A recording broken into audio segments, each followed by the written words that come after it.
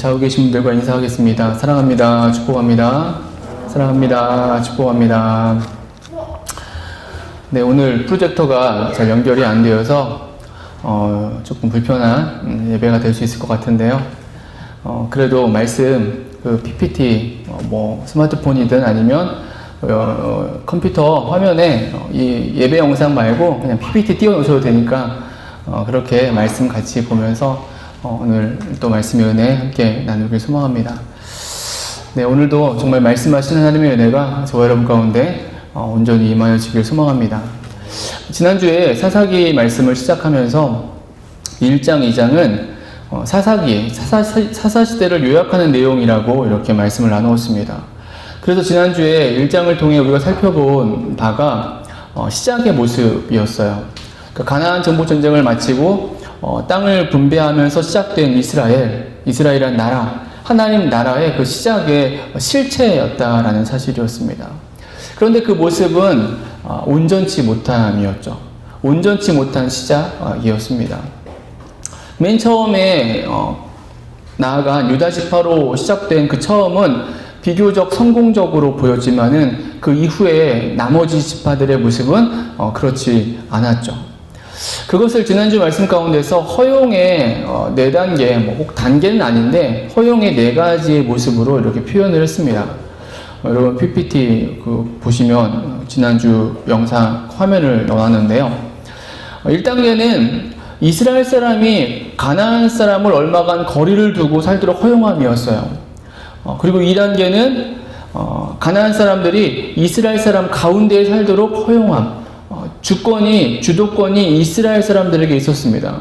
그런데 3단계는 주체가 바뀌어서 이제 이스라엘 사람들이 허용받게 되는 거였습니다. 가나안 사람 가운데 살도록 허용받음이었고, 4번째 모습은 이스라엘 사람이 가나안 사람부터 얼마간 거리를 두고 살게 되는 그런 허용받음의 모습이었다라는 거예요. 처음에는 이스라엘이 주도권을 가지고 허용해 주었지만 시간이 흐르면서 결국은 그 주도권을 잃고 허용당함의 처지가 된 것이 이들의 시작의 모습이었다라는 것이었습니다. 한마디로 온전치 못한 시작, 실패한 모습이었다라는 것이죠. 오늘 이 땅의 마지막 때를 살아가는 저와 여러분, 우리의 모습은 어떠하신가요? 정말 하나님 나라를 세우고 그 나라를 살아가고자 하는 우리의 그 걸음이 매 시작들이 정말 온전함으로 시작되는 은혜가 있어지게 되길 주님의 이름으로 축원합니다. 여러분, 그래서 지난주 말씀을 들으면서 그러한 온전치 못한 시작을 통해 나타난 결과가 무엇이었느냐? 공존이었습니다. 이스라엘 백성과 가나안 주민들이 함께 거주하게 되는. 여러분, 공존이란 말은 참 좋은 말이죠. 공존은 함께 더불어 산다는 말이기 때문에 좋은 말입니다. 그런데 하나님 나라의 시작에는 결코 좋은 의미가 아니었습니다. 하나님의 명령에 따라서 진멸해야 될 대상들이 당당히 이스라엘 중에 하나님 나라 안에 자리를 잡고 거하게 되었기 때문이었죠. 여러분, 그런데 우리는 여기에서 좀 더 고민을 하게 됩니다. 이 공존하게 된 상황에 대해서. 이러한 결과, 온전치 못한 시작으로 인한 절반의 성공 아니 실패로 나타난 결과인 이 공존이 단순히 온전치 못한 시작으로만 인해서 벌어진 일이 아니다라는 사실 때문이에요. 그러니까 인간의 실수 때문이지만 꼭 그 실수만이 아니라는 사실입니다. 왜냐하면 결국 그 결과가, 이 결과 공존이 하나님께서 허용하신, 인정하신 그런 결과이기 때문이에요. 오늘 본문에 2장 1절부터 3절까지 말씀 우리 같이 한번 읽겠습니다. 사사기 2장 1절부터 3절 같이 읽습니다.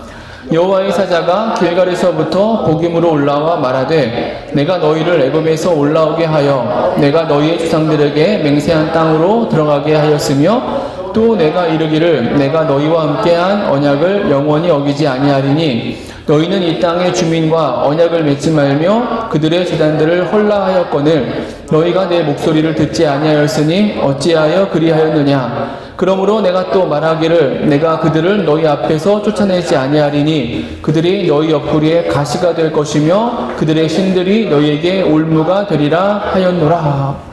여호와의 사자가 길갈에서부터 복임으로 올라와 말합니다.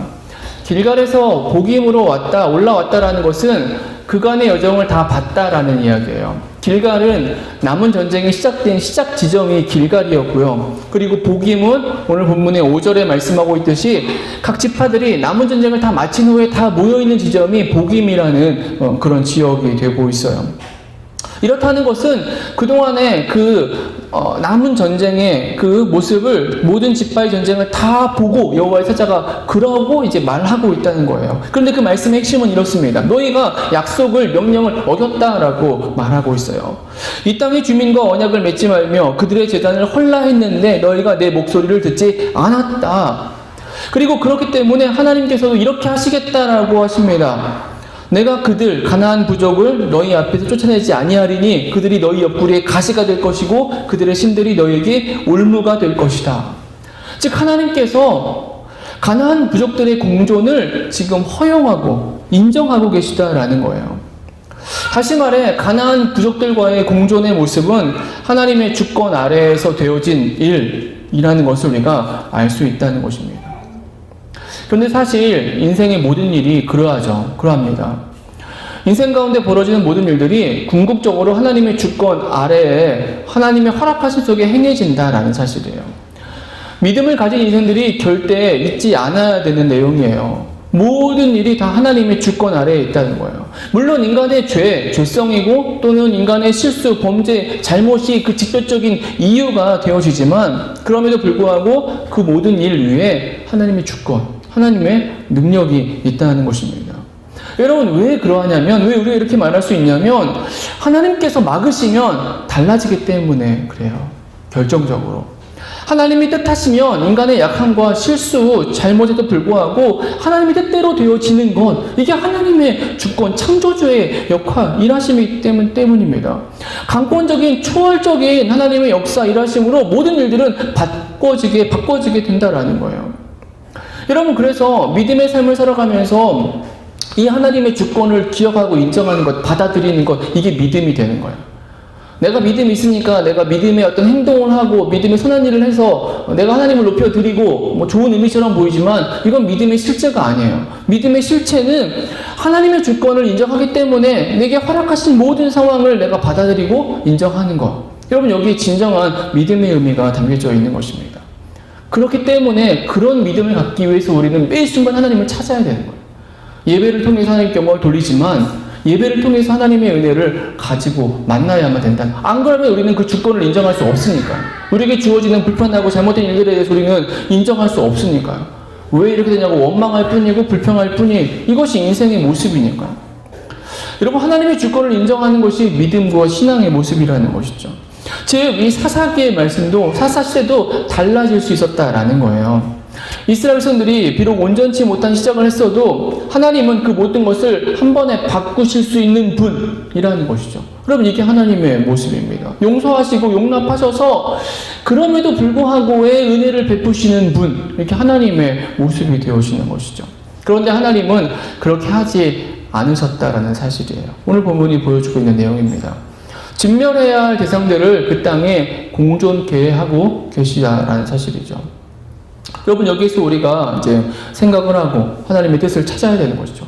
하나님이 이렇게 행하신 이유와 목적을 우리가 찾아야 되는 것입니다.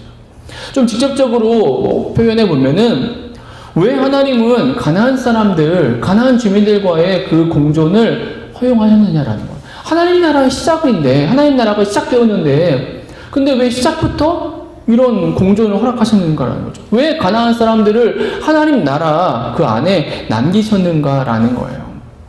우리는 그동안 말씀 들어오면서 잘 아시겠지만 출애굽기에서 우리가 분명히 보았습니다. 출애굽하는 백성들을 쫓아오던 바로와 그 애굽의 군대를 하나님께서 어떻게 하셨냐면은 홍해 바다에 수장시키셨어요. 그들을 진멸하셨습니다. 그래서 하나님의 능력을 보여주셨어요.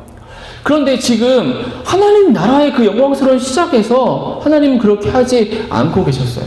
그렇다는 것은 이유가 있는 것이죠. 목적이 있는 것입니다. 그리고 이러한 이유와 목적은 오늘 우리에게도 그대로 적용이 되어진다는 사실이에요. 그것이 우리의 삶에 있는 고통이며 아픔이며 질병이며 문제들이 바로 그런 것들이죠. 왜 크리스천의 삶에 하나님 나라를 살아가는 인생들에게, 믿음의 인생들에게 여전한 문제들, 여전한 어려움들이 왜 있느냐, 왜 공존하느냐라고 했을 때에 그 문제와 어려움을 허용하시는 하나님의 뜻하심이 있다라는 것입니다. 오늘 본문의 말씀을 통해서 하나님 나라를 시작하는 자들에게 있었던 그 인생들에게 허용하신 하나님의 뜻하심을 우리가 이 시간 함께 생각해 보고자 합니다. 왜 하나님은 허용하셨느냐라는 거죠.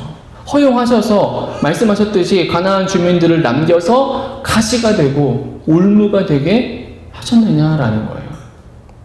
여러분, 그 답이 오늘 본문 사사기 2장 20절, 22절의 말씀에 있어요. 우리 같이 20절부터 22절까지 같이 읽습니다.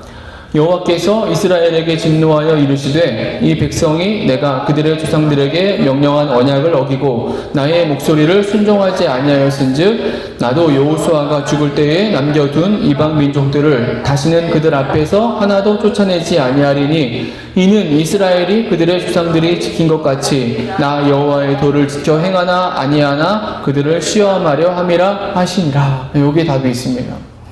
시험하시기 위함이라는 거예요. 시험하시기 위함. 하나님 나라의 시작에서부터 조상들에게 명령했던 그 언약을 어기고 하나님 목소리를 청종치 아니한 그 백성들을 향한 하나님의 시험, 테스트의 의미가 담겨져 있다는 거예요. 여러분, 하나님의 뜻하신 바예요. 하나님의 목적입니다. 하나님 나라를 세우시고 이끌어 가시는데 앞으로도 인도에 가실 건데 그 하나님이 그 섭리 가운데서 하나님이 뜻하신 바입니다. 그냥 그 남아있는 가나안 주민들 홍해 바다의 애굽의 그 군대처럼 또는 여리고 성처럼 하나님께서 진멸하실 수 있으셨음에도 하나님이 그렇게 하지 않고 남겨두신 이유가 여기에 있는 것입니다. 여러분, 그런데 이 테스트라는 말이 우리들에게는 조금 우리가 하나님을 너무 이렇게 아름답고 하나님을 되게 인격적으로 이해하려고 하기 때문에 테스트 하신다라는 게 우리에게 좀 불편할 수 있을지 모르겠어요. 그런데 사실 하나님은 항상 그러셨어요. 하나님은 항상 당신의 백성들에게 그렇게 행하셨습니다. 내 백성을 향한 테스트, 시험을 하셨어요. 여러분, 그 대표적인 장면 중에 하나가 어디냐면 광야에서 만나를 주시는 장면이죠. 그럼 출애굽한 백성들에게 광야에서 먹을 것이 없을 때 하나님께서 하늘에서 만나와 메추라기를 내려주셨습니다. 그런데 그것도 시험의 의미가 담겨져 있었어요. 우리 출애굽기 16장 4절의 말씀 같이 읽습니다. 그때 여호와께서 모세에게 이르시되 보라, 내가 너희를 위하여 하늘에서 양식을 비같이 내리리니 백성이 나가서 일용할 것을 날마다 거둘 것이라. 이같이 하여 그들이 내 율법을 준행하나 아니하나 내가 시험하리라. 여러분들 잘 아시는 내용 좀 기억하시는 대로 하나님께서 그냥 인간의 노력 없이 먹을 걸 주셨습니다. 매일 만나를 내려주셨어요. 근데 그 만나를 거두는 원칙이 있었다라는 거예요. 그럼 하시죠? 매일 아침에 나가야 됐어요. 아침에 나가지 않으면 해가 뜨면은 그 만나가 사라지고 녹아져 없어졌습니다. 그리고 각자가 먹을 양식만큼만 얻어냈어요. 그날 하루의 양식만큼만. 만약에 좀 아끼든지 더 많이 얻어가지고 다음날까지 남겨두면 벌레가 생기고 냄새가 났다는 거예요. 그리고 6일째는 그 다음날 안식일에 뭐까지 2배를 거두고 그리고 안식일에는 나가지 않아야 했다는 거예요. 안식일을 지켰다는 것입니다. 실제로 안식일에 나가도 만나를 주울 수 없었다라는 거예요. 여러분, 이러한 원칙은 일종의 테스트라는 것입니다. 음식을 통해서 매일매일 하루하루 하나님의 인도함을 받게 하는, 그리고 안식일을 지키게 하시는 정말 그 말씀과 명령대로 행하게 하시고자 하는 뜻하심이 그 안에 담겨져 있었다라는 거예요. 하나님의 뜻하심, 테스트의 모습을 가지고 있다는 거죠. 오늘 우리의 삶도 마찬가지예요. 우리의 삶에 있는 때때로 우리에게 일어나는 여러 문제들, 다툼들, 위기들, 질병들, 또 아픔들, 여러분, 그냥 주어지는 것이 아니라 그 안에 하나님의 뜻하심과 시험하심의 이유가 담겨져 있는 것입니다. 나 자신을 향해서, 그리고 때로는 우리의 가족을 향해서, 나의 기업을 향해서, 또 공동체를 향해서 하나님께서 시험하신다라는 거예요. 여러분, 그런데 오늘 본문은 이러한 시험, 단순히 시험하심이라고 말하지 않고 어떤 시험인지 시험의 내용도 우리에게 말씀해 주십니다. 이것이 더 중요한 것이겠죠. 하나님이 그냥 시험하시는 분이 아니라 시험하시는데 무엇을 위해서 시험하시는가라는 거죠. 그저 힘들게 하기 위해서 테스트나 시험하는 것이 아니라 분명한 목적 또는 뜻이 있는 시험이라는 거죠. 여러분, 그 첫째가 22절의 말씀에 있어요. 다시 22절 말씀 우리 같이 읽습니다. 이는 이스라엘이 그들의 조상들이 지킨 것 같이 나 여호와의 도를 지켜 행하나 아니하나 그들을 시험하려 함이라 하시니라. 여호와의 도를 지켜 행하는지 아니하는지라는 거예요. 여러분, 바로 이것입니다. 하나님께서 가나안 주민들을 남겨두셔서 그들로 하여금 이스라엘 백성들에게 가시와 올무가 되게 하신 이유는 당신의 그 백성들의 조상들 선조들에게 하셨던 것처럼 여호와의 도, 즉 말씀을 온전히 지켜 행하는지 아니하는지 이것을 알기 위함이라는 거였어요. 여러분, 하나님의 초유의 관심이에요. 그리고 하나님 나라의 핵심이기도 합니다. 여호와의 도, 즉 하나님의 말씀을 지켜 행하는지 아니하는지를 보시는 것. 여러분, 이게 하나님 나라의 모습이고 하나님의 관심이에요. 여러분 잘 아는 말씀인데 창세기 18장 18절 19절 말씀 우리 같이 한번 읽어보겠습니다. 창세기 18장 18절 19절입니다. 같이 읽습니다. 아브라함은 강대한 나라가 되고 천하 만민은 그로 말미암아 복을 받게 될 것이 아니냐. 내가 그로 그 자식과 권속에게 명하여 여호와의 도를 지켜 의와 공도를 행하게 하려고 그를 택하였나니 이는 나 여호와가 아브라함에게 대하여 말한 일을 이루려 함이니라. 하나님께서 아브라함을 택하신 이유, 믿음의 조상을 세우신 이유, 그를 복주신 이유, 그 이유를 말씀하시는데 그 이유가 뭐냐? 내가 그로 그 자식과 권속에게 명하여 여호와의 도를 지켜 의와 공도를 행하게 하려고 그를 택하였나니 다른 이유가 아니라는 거예요. 이 땅에 하나님 나라를 허락하신 이유, 믿음의 삶을 허락하신 이유가 다른 이유가 아니에요. 괜히 아브라함을 부르셔가지고 복주시고 그가 잘되게 하시고 그를 위해서 언약을 맺어주신 것이 아니라 아브라함 그리고 아브라함 그의 자식이 또 그의 권속이 여호와의 도를 지켜 행하게 하기 위함. 여러분, 이것이라는 사실이에요. 믿음이 이유예요. 믿음의 목적이 바로 이것입니다. 여러분, 구약에 말씀하는 바가 이러하다면 신약은 어떠할까요? 우리가 신약에서 그러한 말씀 마태복음 28장 19절 20절에 찾아볼 수 있어요. 예수님의 말씀이죠. 마태복음 28장 19절 20절 우리 같이 읽습니다. 그러므로 너희는 가서 모든 민족을 제자로 삼아 아버지와 아들과 성령의 이름으로 세례를 베풀고 내가 너희에게 분부한 모든 것을 가르쳐 지키게 하라. 볼지어다 내가 세상 끝날까지 너희와 항상 함께 있으리라 하시니라. 내가 너희에게 분부한 모든 것, 말씀을 가르치고 지키게 하라는 것입니다. 여러분, 테스트, 하나님이 이 땅의 인생들에게 원하시는 테스트, 시험은 다른 이유가 아니에요. 넘어뜨리기 위함이 아니라 하나님의 말씀을 온전히 지켜 행하게 하심이라는 것이죠. 하나님의 백성답게 오직 말씀으로, 오직 말씀대로 살아갈 수 있게 하는 것. 이게 하나님의 뜻하심과 목적이 되어지는 것입니다. 여러분, 이 하나님의 뜻하심을 오늘 우리의 삶으로 적용해 보면은 이렇죠. 과연 어떠한 문제 속에서도 하나님의 말씀을 기억할 수 있느냐라는 거예요. 찾아온 어떤 질병과 병의 문제 속에서도 말씀을 의지할 수 있느냐라는 거죠. 말 못할 아픔 속에서조차 하나님의 말씀으로 위로함 받고 일어설 수 있느냐라는 거예요. 여러분, 이거예요, 이거. 하나님 말씀을 지켜 행하는지 안 하는지. 오늘 이 시대 우리를 향한 하나님의 뜻하심의 모습인 거예요. 과연 하나님을 얼마나 인정하느냐, 말씀을 붙드느냐. 말씀을 준비하면서 오랜만에 다시 찾아봤는데요. 소설 그 빈점의 저자인 미우라 아야코의 고백이에요. 그가 그 폐결핵 또는 직장암으로 인해서 여러 번 죽음의 문턱을 넘나들었죠. 근데 그가 그의 책에 이렇게 고백을 했어요. 병들지 않고는 드리지 못할 기도가 따로 있습니다. 병들지 않고는 믿을 수 없는 기적이 따로 있습니다. 병들지 않고는 들을 수 없는 말씀이 따로 있습니다. 병들지 않고는 가까이 갈 수 없는 성소가 따로 있습니다. 병들지 않고는 우러러 볼 수 없는 얼굴이 따로 있습니다. 병들지 않고서는 나는 인간이 될 수조차도 없습니다. 죽음의 위기를 넘나들었던 그의 고백이에요. 오히려 하나님을 경험하고 하나님을 만나고 하나님을 높이고 있는 것이죠. 여러분, 이것이 믿음이고 신앙이 되는 것입니다. 하나님을 기억하는 것, 하나님의 말씀을 붙드는 것, 하나님의 말씀으로만 살아가는 것. 오늘 저와 여러분은 이러한 하나님의 뜻하심, 말씀을 지켜 행함을 보시는 하나님, 그 앞에서 하나님을 기쁘시게 되는 저와 여러분이 되어지길 소망합니다. 이 테스트 안에 담겨진 하나님의 뜻하심이 또 하나가 있어요. 그것은 뭐냐면 알게 하심이에요. 알게 하심. 전쟁, 하나님의 일하심을 알게 하시기 위해서 그들을 남겨두었다라고 말씀하십니다. 사사기 3장 1절, 2절 같이 읽겠습니다.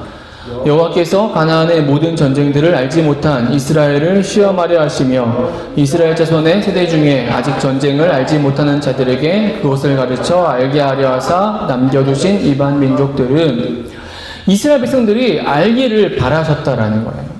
실제로 그들은 알아야만 했습니다. 왜냐하면 그들이 잘 몰랐기 때문이에요. 그것을 보여주는 것이 사사기 2장 10절의 말씀이에요. 2장 10절에 이렇게 말씀하고 있죠.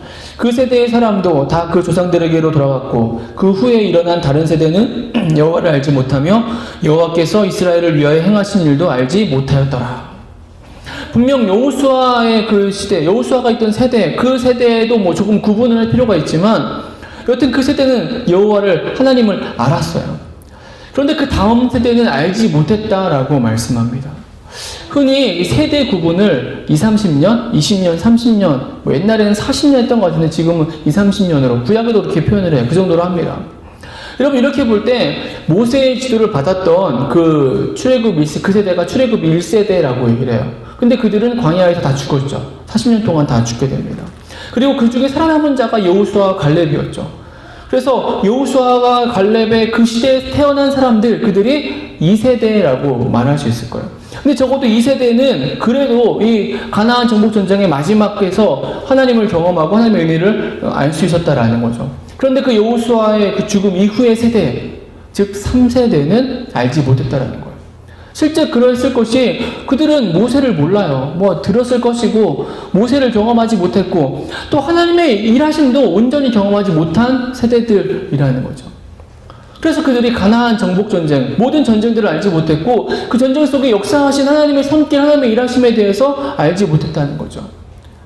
그런데 그렇게 알지 못한 세대였는데 그것에 더하여서 그들 중에는 이방 민족들도 있었다는 거예요. 사사기 3장 5절 6절 말씀 우리 같이 읽습니다. 같이 읽습니다. 그러므로 이스라엘 자손은 가나안 족속과 헷 족속과 아모리 족속과 브리스 족속과 히위 족속과 여부스 족속 가운데 거주하면서 그들의 딸들을 맞아 아내로 삼으며 자기 딸들을 그들의 아들들에게 주고 또 그들의 신들을 섬겼더라. 가나안 사람들과 혼인을 하면서 통혼하면서 하나님을 모르는, 하나님의 행하신 일을 모르는 자들이 그 안에 들어와 있었다는 거예요. 이스라엘들 백성들 안에. 여러분, 그래서 하나님께서 알기를 원하셨다라는 것입니다. 제대로 알아서 하나님을 온전히 믿는 그 믿음의 백성들이 되기를 하나님이 바라셨다는 거죠. 그들로 인해 하나님 나라가 세워져 가기를 바라신 것입니다. 여러분, 테스트, 가나안 주민들을 남겨두신 이유예요. 하나님의 주권 아래서 하나님 허용하신 이유입니다. 역사를 알아, 하나님의 일하심을 알아서 하나님을 온전히 붙들게 하기 위함이라는 거죠. 여러분, 오늘 우리의 삶에 있는 문제들도 마찬가지예요. 하나님은 우리에게 나타나는 어떤 문제들, 어려움들, 또 우리가 힘들어하는 그 상황들을 통해서 하나님이 원하시는 것은 하나님의 일하심을 기억하라는 거예요. 하나님의 일하심을 다시 깨닫기를 원하시는 것입니다. 하나님의 권능을 알고 그 하나님을 다시 붙들기를 원하신다는 거예요. 여러분, 이게 우리 인생에 가시와 올무가 있는 이유가 되어지는 것이죠. 하나님 나라임에도 불구하고 그 나라 안에, 그 나라의 백성임에도 불구하고 그 백성들의 삶 속에 그런 어려움들이 있는 이유인 것이죠. 그것을 통해서 하나님을 온전히 경험하고 바라보게 하심인 것입니다. 오늘 저와 여러분의 삶에서 우리가 하나님의 뜻하심을 다시금 붙들고서 우리가 하나님의 일하심 기억할 수 있기를 소망합니다. 어려움이 있고 삶에 문제가 있다면, 위기가 찾아왔다면 하나님의 일하심을 떠올릴 수 있으면 좋겠어요. 그래서 그 하나님을 붙들고 다시 하나님 앞에 나아가는. 그래서 우리가 하나님의 말씀을 절대 멀리해서 안 되는 거예요. 우리 일주일의 삶 중에서 우리가 보고 읽고 대하는 많은 것들 속에서 어쩌면 하나님의 말씀을 가장 우선해 두고 가장 많은 시간들을 투여해야만 하는 것은 여기에 있는 것이죠. 그렇지 않으면 하나님을 잃어버리기 때문에, 하나님을 알지 못하기 때문에, 하나님에 대한 인식이 희미해져 가기 때문이라는 거죠. 그리고 우리 자녀들에게 우리가 무엇보다 강하게 중요하게 할 것은 하나님에 대해서 전달하는 것이 가장 중요한 삶의 이유와 목적이 되어지는 것이죠. 말씀을 마치겠습니다. 가나안 주민들을 남겨서 공존케 하신 이유예요. 하나님의 뜻하심과 목적이 그 안에 있었습니다. 말씀을 지켜 행하게 하기 위함이었고요. 하나님의 역사, 하나님의 일하심을 온전히 알게 하기 위함이었어요. 우리에게 주어진 또 한 주를 우리가 이어가면서 코로나 바이러스로 인한 어떤 이 교회나 또 믿음의 삶이 위축되는 이 시대 속에서 이러한 위기를 허용하신 하나님의 뜻하심 우리가 다시금 붙잡기를 원합니다. 더 말씀을 지켜 행하라는 거예요. 뭐 다른 거 없어요. 하나님의 역사를 더 기억하고 온전히 붙들고 나아가라는 것입니다. 우리에게 주어진 한 주가 그러한 모습으로 나아가는 살아가는 저 여러분의 또 우리 공동체의 한 주가 되어지게 되길 주님의 이름으로 축원합니다. 우리 같이 한번